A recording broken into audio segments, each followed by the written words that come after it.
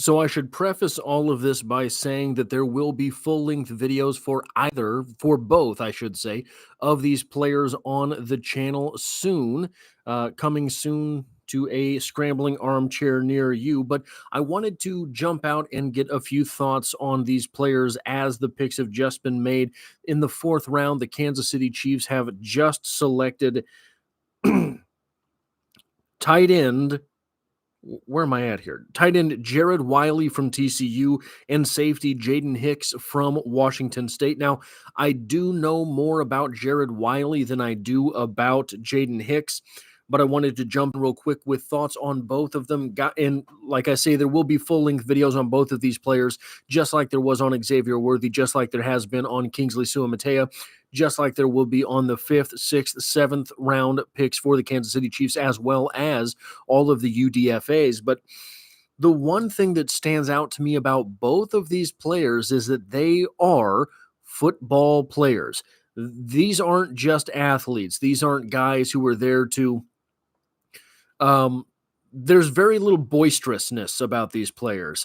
Jaden Hicks has a bit of a mean streak to him, as basically we have seen Brett Veach prioritize with his defensive players. But what you have here are, so I'll say it this way. Jared Wiley is not an H-back. Jared Wiley is a tight end. All of the things that you imagine from a tight end.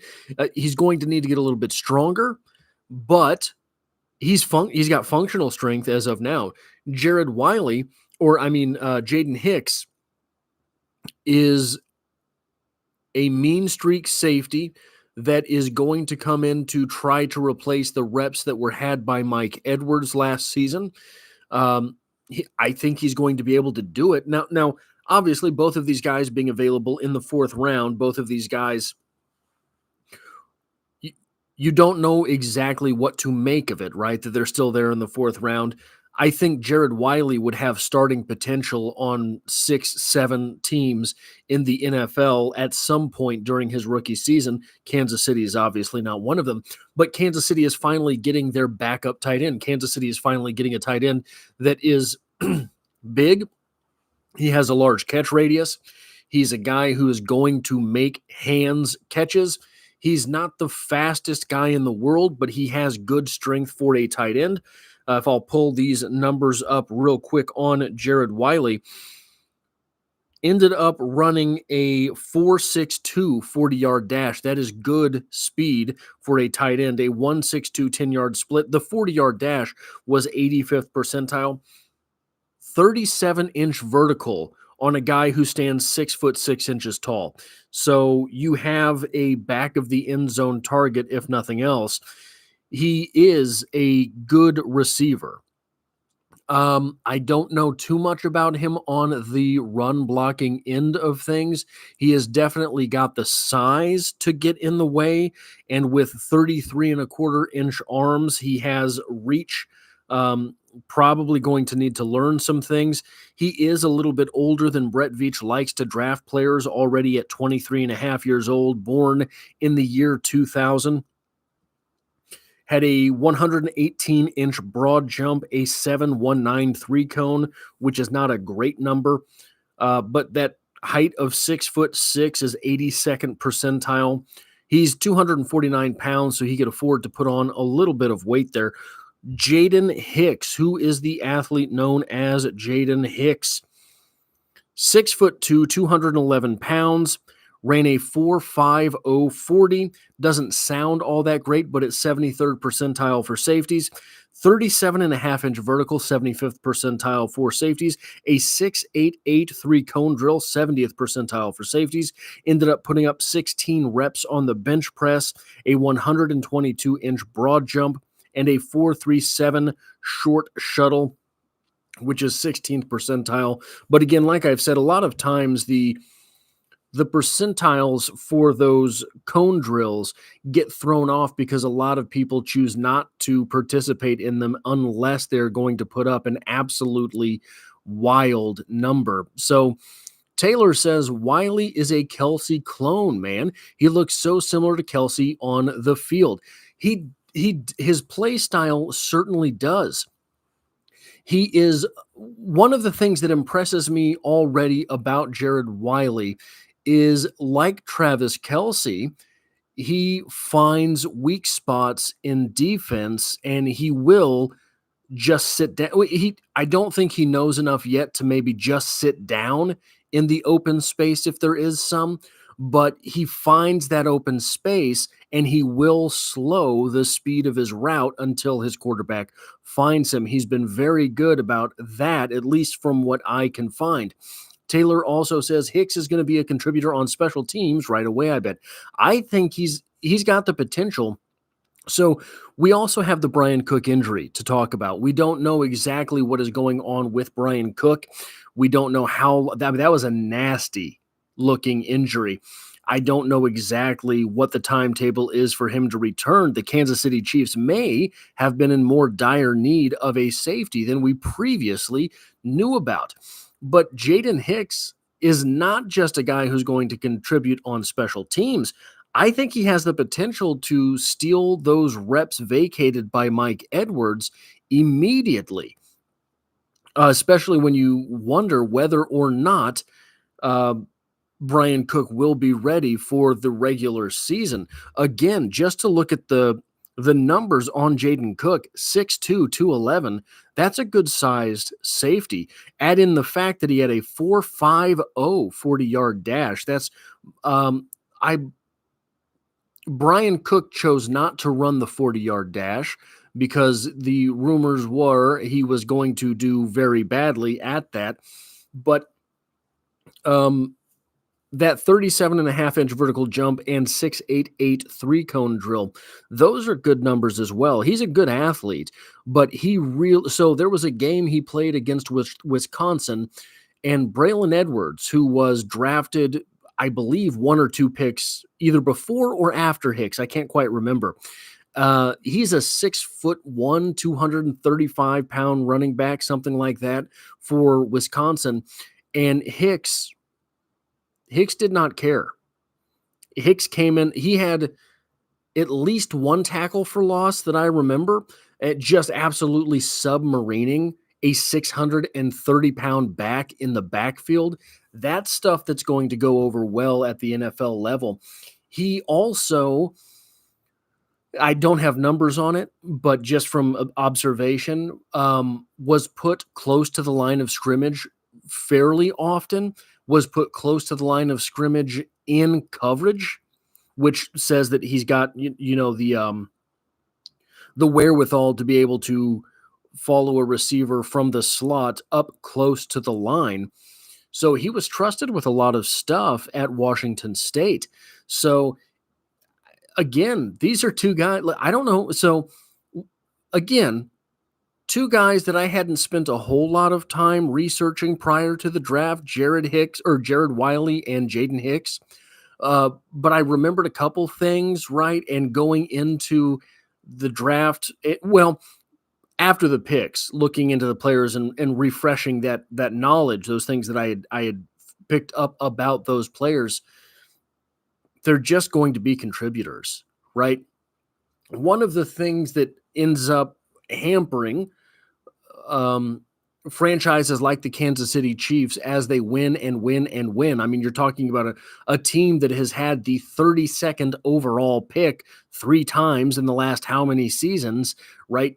It's difficult to fill your roster from the NFL draft that way, because if you're picking 32nd overall, that's your first pick.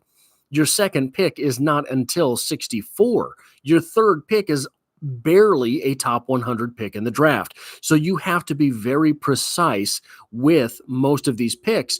And in your middle round, so you have to get starters in the first couple rounds. You have to pick up guys who are able to contribute in the first couple years of their contract and then turn into starters in that 3, 4, 5 range. And then if you can sprinkle on some contributors in the 6th and 7th rounds, what that ends up doing for your football team is putting it on the juice, right? So you have Jalen Watson, you have it's my bedtime, guys, so I apologize. But you have Isaiah Pacheco. You have several guys in the Trey Smith, who is a 6th rounder. All of these guys, late round draft picks that are coming in and starting for your squad, that becomes, and then you don't have to waste a monster contract in free agency on a starting right guard because you were able to pluck one in the 6th round of the NFL draft. Getting guys like this who are going to come in and contribute right away. Look, maybe I'm wrong, okay? But you've heard me on this channel for the better part of 3 years now saying I don't really know what Noah Gray brings to the football team. I don't see any way that Noah Gray is the backup tight end this year. I just don't. He's going to be on the roster probably because I don't know about the guy they just signed. I don't know if there's going to be any UDFAs that can come in and contribute at the length that to the extent that Noah Gray will. But day one, you're looking at Jared Wiley being the backup tight end. He's going to be the possible heir to the throne of Travis Kelce eventually, whenever it is that Travis Kelce decides to hang them up. But this is a guy who's going to be a tight end for this football team. He is good at catching the football, and he's good at understanding route running.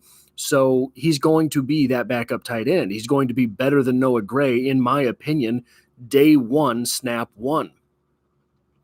So Sadiq says James Williams, the safety from Miami, is going to be a good player.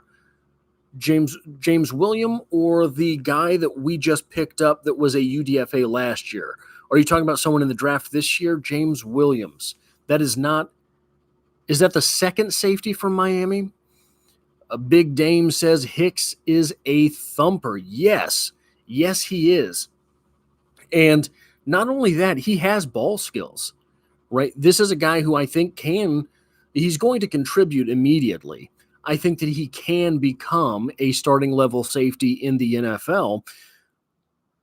I don't know exactly what it would have to be that he would have to work on to get there. He's got the size, he's got the speed. He has at least flashed in all of the areas that you have to be a starting safety at the NFL level. But yeah, so in this draft, the Kansas City Chiefs have gotten better at wide receiver. They have gotten better at the offensive line. They have gotten better at tight end. It is yet to be seen. So at the end of the 4th round, a great run on running backs kicked off. So I don't know if the Kansas City Chiefs are going to get better at running back through the NFL draft this season. But you have 3 levels of the offense right there: wide receiver, tight end, and offensive line. So, yes, Omar, I have a face now. YouTube is forcing me into it. I was not going to do this. I was hoping to be the voice in the darkness, but that is no longer possible, I think, with the way that YouTube is forcing people to run channels at this point. Now, on the defense, you have addressed the defensive secondary, and we knew Brett Veach was going to take, at some point, a safety or a cornerback. That was never going to not be the case, right? But again, he's found some way in the 4th round here to add a guy that's going to contribute as a rookie. What are the Kansas City Chiefs going to do at the end of this draft? I think is going to be interesting. We have seen them emphasize one side of the ball or the other in the past, and so far this draft, the Kansas City Chiefs have in fact emphasized the offensive side of things, and in what might be a devastating way. I talked a little bit in the video about Xavier Worthy, how the Kansas City Chiefs may be shifting away from multi-tight end sets, simply from the fact that now they have 2 speed wide receivers, and eventually they will have Rashee Rice back. So I think it's very unlikely that they have fewer than 3 wide receivers on the field at most times. But guys, if you can get that mismatch with Jared Wiley on the field, here's going to be something that's interesting. How do you play prior to the return of Rashee Rice? Your number 1 and number 2 wide receivers at that point in time will be Hollywood Brown and Xavier Worthy, presumably, right? Now, it's possible. All sorts of things are possible. Xavier Worthy gets to training camp and can't play NFL football. It's possible, right? I don't think it's going to be the case, but it's possible. Axel says Wiley is a very reliable receiver, rarely drops the ball. Yeah, he's a hands catcher too, so that's a big thing. Got fairly big hands, and he uses them to catch the ball. He does not catch in his pads. But you have Xavier Worthy and Hollywood Brown on the field at the same time. They're kind of the same wide receiver. Now, do you put both of your tight ends on the field at the same time? Think about that dynamic. You're going to have to run 2 deep safety because either Hollywood Brown or Xavier Worthy could get loose in your secondary, and that causes a lot of problems. So if the Kansas City Chiefs have 2 6'6" tight ends on the field at the same time as those very, very fast wide receivers, you open up a whole flood of new problems. It's possible that you double team someone besides Travis Kelce, but I don't know why you would. Travis Kelce is a Hall of Famer. Travis Kelce has ruined lots of defensive coordinators' afternoons in the NFL. So you thought I was going to be a boomer? Yeah, I got that a lot on the Face Reveal live stream. A lot of people thought I was 60, 65, smoking cigars and what. I do have a cigar in the kitchen right now. I've been waiting to burn for a couple days now. But with a double tight end set that includes Hollywood Brown and Xavier Worthy on the field and Isaiah Pacheco in the backfield, guys, I don't know. Obviously, you can stop that as a defense, right? There's not all-stars everywhere on the field, but I don't know what personnel you call to combat that. You've got 2 tight ends on the field, and you have 2 4-2 40-yard dash wide receivers. So you got to play deep, but you got to have the box covered because you have 2 tight ends on the field. And then you've got Isaiah Pacheco, who is just a face-smashing 216-pound running back that runs a 4.37 40-yard dash. What personnel do you call? I'm not sure. I don't know. You want tight ends on the field. You want safeties on the field in order to cover your tight ends, but your safeties have to be deep because of those speed threats. This is going to pose interesting problems for defenses in the NFL. Add to that the fact that Patrick Mahomes makes every blade of grass on the football field dangerous, and all of a sudden, honestly, what defense do you call in that situation? There's 2 wide receivers that run a 4.2 40. There's 2 tight ends who are 6'6" tall. There's a running back who loves to put his face mask in people's numbers that runs a 4.37. I don't know whether you load up on, do you bring in a nickel back? Do you bring in the dime back? Is your 4th cornerback going to be able to hang with a 6'6", 249-pound tight end in Jared Wiley?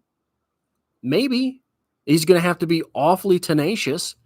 So these are the thoughts that I have.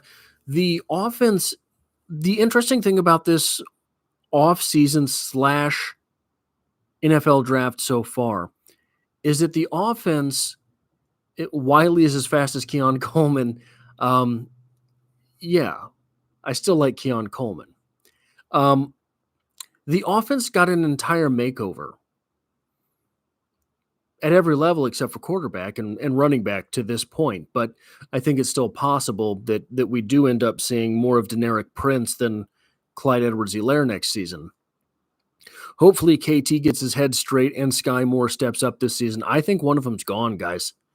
I think by the time we get late in this draft, Brett Veach is going to be calling around, looking at teams that have still not taken the wide receiver that he knows they need, and just offering something. Hey, we've got Kadarius Toney. You have a need at wide receiver. Do you really need your 6th round pick next year? It's a whole season away, man. Are you going to have your job next year if you don't win a few more games? I'm just saying. Calling around like that. This has been a very interesting draft. I can't remember what Nick writes on TV. I can't remember the guy he talks to. He's the one who hates the Kansas City Chiefs. But he said what you had was a Ferrari in Patrick Mahomes, and you were treating him like a Mazda. Now you're treating him like a Ferrari again. This was prior to drafting Jared Wiley. Guys, I don't know how this team does not rebound. Like, obviously injuries happen, right? That's the one great thing that you have to put out there. Somehow this offense is going to be stopped this year. Like, and again, I'm not saying that they've added anybody that is an all-star. I'm not saying they got back Tyreek Hill. But Patrick Mahomes learned how to use wide receivers that simply refused to catch the ball for 2 seasons in a row and won the Super Bowl anyway. David says, does Garrett Prince, do you mean Deneric Prince, have a chance of sticking with the team? Garrett Prince. Is Garrett Prince? I'm blanking on names right now, guys. It's 1:30 in the morning for me because I work overnights. But Deneric Prince does. If I'm thinking of the tight end, Garrett Prince, he was on the practice squad for a while last year. Yeah, tight end, David. I don't think so. I'm not sure Isaiah Gathings does. When you start looking at Travis Kelce, obviously is the number 1 tight end. Jared Wiley I don't see any way he's not the number 2 tight end. They seem to like Noah Gray. I don't know if they really want to carry 4 tight ends again. Who do you like in the 5th? Corner, I like DJ James in Spags defense. Is Cam Hart still out there? I am not sure. Let me run to the ESPN real quick. Cam Hart is gone, but he had the length that guys like Spagnuolo he did not necessarily have the athleticism overall, but Mekhi Wingo is still available. I think that would be a very good pick. If you want to get super interesting, Johnny Wilson is still out there, 6'7", etc. I think it's possible that the Kansas City Chiefs do double up on an offensive tackle. Again, I think that the risk reward there outweighs because you are going to have probably one offensive guard position open up at least in the next couple of years. So that's a possibility. I think, like, instincts tell me that the rest of the draft will probably be defense, but I have nothing to base that on, really. Jamari Thrash is still available. Brendan Rice is still available. I know that Brendan Rice is not the most popular pick, but I think that he is going to be a solid possession-type receiver at the NFL. I don't know what you do with your wide receivers at that point. Looking at what's available, I think it's definitely a possibility that we go with an edge player. Brennan Jackson, again out of Washington State. Gabe Hall. What do you want to do with Gabe Hall? 6'6", 291 pounds. He is a versatile guy for the defensive line, the type of guy that Spags likes. I think that corner is on the board. I don't know. Let's see. Let me jump over here real quick. Kalen Carson, I'm not 100%. DJ James, I think. He's skinny, but I think he has tenacity. Maybe Josh Newton. I'm not sure on the corners that are. There's a DeAndre Prince, who Ole Miss, who I have not heard of. Maybe I have, but anyway, all the Princes and all the Kingsleys that we can have, but I am not sure exactly where the Chiefs will go from here out, but I do think they will probably try to stockpile some talent on the defense. I think that there is likely to be an edge player selected. Where it is that the Kansas City Chiefs value these defensive tackles will be very interesting. Chiefs fan says Kamara Muhammad, edge from Colorado State. Isn't he undersized? Kamara. Oh, I'm thinking. Oh no, Mohamed Kamara. I think right. He's 6'1", 248. That maybe right. We see Mike Dana, who is undersized for the Kansas City Chiefs, on the field and executing in a way that few of the other defensive ends in Kansas City have. But I don't know that 6'1", 248 is really going to cut it for a Spagnuolo defense.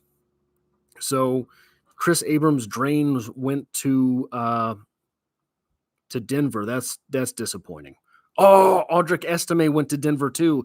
Audric Estime, if you don't know, Audric Estime is essentially Kareem Hunt. Audric Estime would have been a great pick to have here in Kansas City. I don't think they would have wanted to spend a 5th rounder on it. Tommy Eichenberg just went to the Raiders. Josh Newton from TCU went to the Bengals.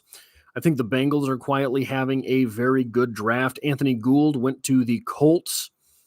Yeah, so those are Mike Dana is great. He chews up snaps and running backs as well.